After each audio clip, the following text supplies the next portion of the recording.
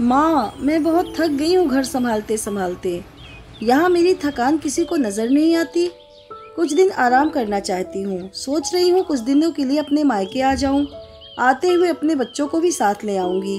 वो वहीं से स्कूल चले जाएंगे। आखिर एक ही शहर में ससुराल और मायका होने का कुछ तो फ़ायदा मिले।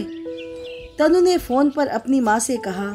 पार्वती जी ने दूसरी तरफ से कहा, हाँ बेटा, जब तेरी इच्छा हो आ जाना। आखिर ये तेरा भी तो घर है। ठीक है माँ, तो मैं कल ही आ जाऊंगी। तनु खुश होकर बोली, हाँ बेटा, कल आ जाओ, मैं तुम्हारा इंतज़ार करूंगी। अभी मैं फ़ोन रखती हूँ, मुझे मंदिर भी जाना है। कमला जी ने फ़ोन रख दिया और सीधे किचन में गईं। किचन में खाना बना रही बहू से बोली, अरे अनुपमा सुनो, कल तुम्हारी ननद आ रही है। आज बाजार जाकर फल सब्जी और मिठाइयाँ लेकर आना। बेचारी मेरी बेटी ससुराल में नौकरों की तरह काम करती है और उस पर कोई ध्यान ही नहीं देता। यहाँ आएगी, कुछ दिन रहेगी तो उसका मन और तबीयत अच्छे रहेंगे। सास के मुंह से ऐसी बातें सुनकर अनुपमा का चेहरा उतर गया। वह मन ही मन में सोचने लगी, काश आपको मेरी थकावट भी नजर आती। मैं भी दिन रात झाड़ू पोछा, बर्तन, खाना बनाना, मार्केट जाना और हर वह काम करती हूँ जिससे हमारे परिवार वालों को कोई दिक्कत ना हो। काश आप मुझ पर भी ध्यान दे पाती। आपकी बेटी तो जब मन में आता है तब यहाँ आ जाती है, लेकिन मैं साल में एक बार ही अपनी माँ के पास जाती हूँ, तब भी आपको प्रॉब्लम होती है। मैं भी इंसान हूँ, मेरा भी मन है। मुझे भी लगता है अपनी माँ के पास जाकर थोड़ा आराम करूँ, सुख दुख की दो चार बातें करूँ, अपना मन हल्का करूँ। भगवान, अब तुम ही कुछ करो ताकि मेरी सास की आंखें खुलें और उसे मेरी थकावट भी नजर आए। शाम तक भगवान ने जैसे अनुपमा की सुन ली और उसकी ननद का फोन आया।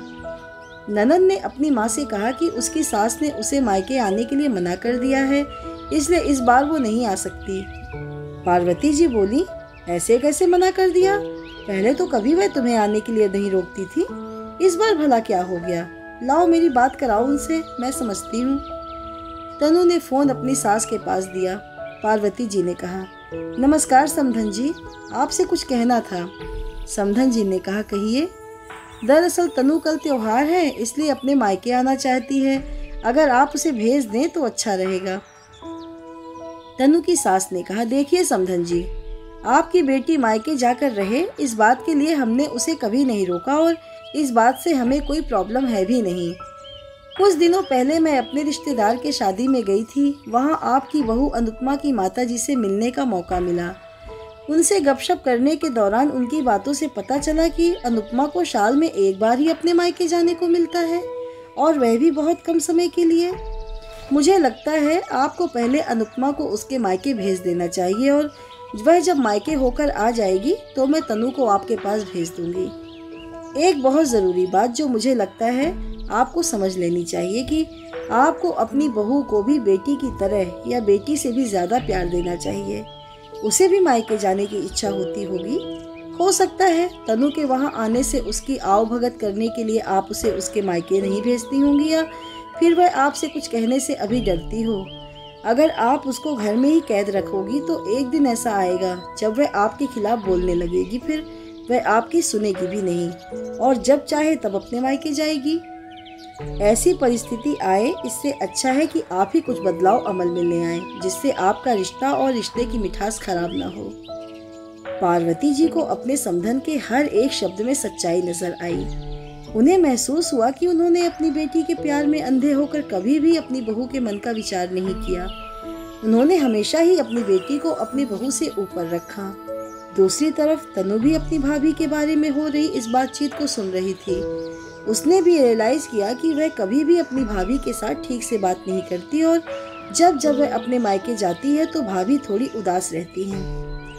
पार्वती जी ने अपनी बहू को बुलाया और उसे कहा कि अनुपमा, कुछ दिनों के लिए तनु नहीं आने वाली है, इसलिए पहले तुम अपने मायके होकर आओ। यह सुनते ही अनुपमा का चेहरा खिल गया, क्योंकि यह पहली बार था जब उसकी सास ने सामने से उसे अपने मायके जाने के लिए कहा था। अगले दिन अनुपमा अपने मायके गई और इस बार एक दो दिन नहीं, पूरे हफ्ते भर रहकर आई। अपने माँ बाप से, अपने रिश्तेदारों से मिलकर आई, और जब वह लौट कर आई तो उसका चेहरा खिला हुआ था, उसकी आंखें चमक रही थीं। अनुपमा के आने के बाद तनु भी अपने मायके आई और इस बार वो खुद सामने से अपनी भाभी से खुशी खुशी मिली और अच्छे से बात की। तनु ने अपनी माँ से बात करके उन्हें भी अच्छे से समझाने में मदद की कि वह कहीं ना कहीं अनुपमा के साथ गलत व्यवहार कर रहे थे। दूसरी तरफ अनुपमा अपने ससुराल वालों के बदले रवैये से बहुत खुश थी। अब वह खुशी खुशी सबका ध्यान रखती और हर काम प्यार से करती। वह ध्यान रखती कि कोई भी ऐसी बात या काम ना करे जिससे घर में तनाव का माहौल पैदा हो। पार्वती जी अपनी बहू को खुद ही समय समय पर मायके भेज दिया करती। एक छोटे से बदलाव ने सास बहू और भाभी ननंद के बीच की कड़वाहट को दूर कर दिया और रिश्तों को और भी ज्यादा मीठा और मजबूत कर दिया।